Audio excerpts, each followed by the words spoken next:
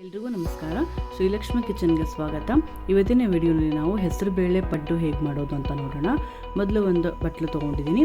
ಅದಕ್ಕೆ ಈ ಲೋಟದಲ್ಲಿ 2 ಲೋಟ ಆಗೋಷ್ಟು ಹೆಸರುಬೇಳೆಯನ್ನು ಹಾಕ್ಕೊಂಡು ಚೆನ್ನಾಗಿ ತೊಳ್ಕೊಬೇಕು. ತೊಳ್ಕೊಂಡಿದ್ದೀನಿ ಒಂದು 2 ಅವರ್ಸ್ ನೆನೆಸಿಟ್ಕೋತಾ ಇದ್ದೀನಿ. ಈಗ ನೋಡಿ 2 ಅವರ್ಸ್ ಈಗ ಆಗಿದೆ. ಅದನ್ನು ಒಂದು ಮಿಕ್ಸಿ ಜಾರಿಗೆ ಟ್ರಾನ್ಸ್ಫರ್ ಮಾಡ್ಕೋತಾ ಇದ್ದೀನಿ. ನೆನೆಸ್ಕೊಂಡಿರುವಂಥ ಹೆಸರುಬೇಳೆ. ಈಗ ಇದಕ್ಕೆ 1 ಇಂಚ್ ಆಗೋಷ್ಟು ಶುಂಠಿ ಹಾಕೋತಾ ಇದ್ದೀನಿ. ಹಾಗೆ ಖಾರಕ್ಕೆ ತಕ್ಕಂತೆ ಹಸಿಮೆಣಸಿನಕಾಯಿ ಒಂದು 8 ರಿಂದ 10 ಮೆಣಸಿನಕಾಯಿನ ಹಾಕ್ಕೊಂಡಿದ್ದೀನಿ. ಇದಿಷ್ಟು ಹಾಕ್ಕೊಂಡು ಸ್ವಲ್ಪ ನೀರು ಹಾಕ್ಕೊಂಡು ಚೆನ್ನಾಗಿ ಅದನ್ನು ಪೇಸ್ಟ್ ಮಾಡ್ಕೋಬೇಕು. ಫುಲ್ ನೈಸ್ ಪೇಸ್ಟ್ ಆಗಿ ಅದು ಆಗಬೇಕು. ಇವಾಗ ಇದನ್ನು ರುಬ್ಕೊಂಡಿರೋದನ್ನು ಒಂದು ಬಟ್ಲಿಗೆ ಹಾಕೋತಾ ಇದ್ದೀನಿ. ಇಲ್ಲಿ ನೋಡಿ ಇಷ್ಟು ನೈಸಾಗಿ ಮಾಡ್ಕೋಬೇಕು. ತೀರಾ ನಾವು ತರತರಿಯಾಗಿ ಮಾಡ್ಕೋಬಾರ್ದು. ಇದ್ರ ಜೊತೆಗೆ ಈಗ 1 ಚಮಚ ಆಗೋಷ್ಟು ಜೀರಿಗೆ ಹಾಕೋತಾ ಇದ್ದೀನಿ. ಜೊತೆಗೆ ಸ್ವಲ್ಪ ಕೊತ್ತಂಬರಿ ಸೊಪ್ಪು, ಒಂಚೂರು ಕರ್ಬೇವಿನ ಸೊಪ್ಪು ಹಾಕ್ಕೊಂಡಿದ್ದೀನಿ. ಹಾಗೆ ಒಂದು ಚಿಕ್ಕ ಈರುಳ್ಳಿನ ಚಿಕ್ಕದಾಗಿ ಕಟ್ ಮಾಡ್ಕೊಂಡು ಹಾಕ್ಕೊಂಡಿದ್ದೀನಿ. ಈರುಳ್ಳಿ ಇಲ್ಲಿ ಆಪ್ಷನಲ್, ನಿಮಗೆ ತಿನ್ನಲ್ಲ ಅಂದರೆ ನೀವು ಸ್ಕಿಪ್ ಮಾಡ್ಕೋಬೋದು. ಜೊತೆಗೆ ಸ್ವಲ್ಪ ಉಪ್ಪನ್ನು ಕೂಡ ಹಾಕೋತಾ ಇದ್ದೀನಿ. ಹಾಕ್ಕೊಂಡೆಲ್ಲ ಚೆನ್ನಾಗಿ ಇವಾಗ ಮಿಕ್ಸ್ ಮಾಡ್ಕೋಬೇಕು.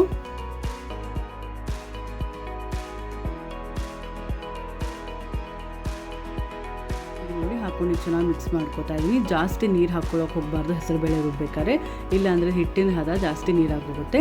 ಇವಾಗ ನಾವು ಇನ್ನೇನು ಪಡ್ಡು ಮಾಡ್ತೀವಿ ಅಂತ ಅನ್ಬೇಕಾದ್ರೆ ಒಂದು ಸ್ವಲ್ಪ ಸೋಡಾ ಹಾಕ್ಕೋತಾ ಇದ್ದೀನಿ. ಸೋಡಾ ಹಾಕ್ಕೊಂಡು ಚೆನ್ನಾಗಿ ಮಿಕ್ಸ್ ಮಾಡ್ಕೋಬೇಕು. ಇವಾಗ ಇದು ನಾವು ಇನ್ಸ್ಟೆಂಟ್ ಅವಾಗೆ ರುಬ್ಬಿ ಅವಾಗೆ ಮಾಡೋದ್ರಿಂದ ಸೋಡಾ ಸ್ವಲ್ಪ ಹಾಕ್ಕೋಬೇಕಾಗುತ್ತೆ, ಇಲ್ಲಾಂದರೆ ಅದು ಗಟ್ಟಿ ಆಗಿಬಿಡುತ್ತೆ ಪಡ್ಡು. ಈಗ ಒಂದು ಪಡ್ಡಿನ ಮಣೆ ಇಟ್ಕೊಂಡಿದ್ದೀನಿ. ಅದಕ್ಕೆ ಸ್ವಲ್ಪ ಎಣ್ಣೆ ಹಾಕ್ಕೊಂಡು ಚೆನ್ನಾಗಿ ಎಣ್ಣೆ ಹಚ್ಕೋತಾ ಇದ್ದೀನಿ. ಈಗ ಒಂದು 5 ನಿಮಿಷ ಚೆನ್ನಾಗಿ ಬಿಸಿ ಆಗಬೇಕು. ಚೆನ್ನಾಗಿ ಬಿಸಿ ಆಗಿದೆ. ಈಗ ಒಂದೊಂದೇ ಇದಕ್ಕೆ ಹಾಕೋತಾ ಇದ್ದೀನಿ. ಇವಾಗ ನೋಡಿ ಎಲ್ಲ ಹಾಕ್ಕೊಂಡಿದ್ದೀನಿ. ಜೊತೆಗೆ ಒಂದು ಸ್ವಲ್ಪ ಮೇಲೆ ಎಣ್ಣೆನೂ ಕೂಡ ಹಾಕ್ಕೊಂಡು ಅದೆರಡೂ ಕೂಡ ಚೆನ್ನಾಗಿ ಬೇಯಿಸ್ಕೋಬೇಕು. ಫ್ಲೇಮ್ನ ಮೀಡಿಯಮ್ನಲ್ಲೇ ಇಟ್ಕೊಂಡು ಬೇಯಿಸ್ಕೋಬೇಕು. ಈಗ ನೋಡಿ ಒಂದು ಕಡೆ ಆಗಿದೆ. ನೆಕ್ಸ್ಟ್ ಇನ್ನೊಂದು ಸೈಡ್ ಅದನ್ನು ತಿರುಗಿ ಹಾಕೋತಾ ಇದ್ದೀನಿ. ಫ್ಲೇಮ್ನ ಮೀಡಿಯಮ್ನಲ್ಲೇ ಇಟ್ಕೊಂಡು ಎರಡೂ ಕಡೆನೂ ಬೇಯಿಸ್ಕೋಬೇಕು.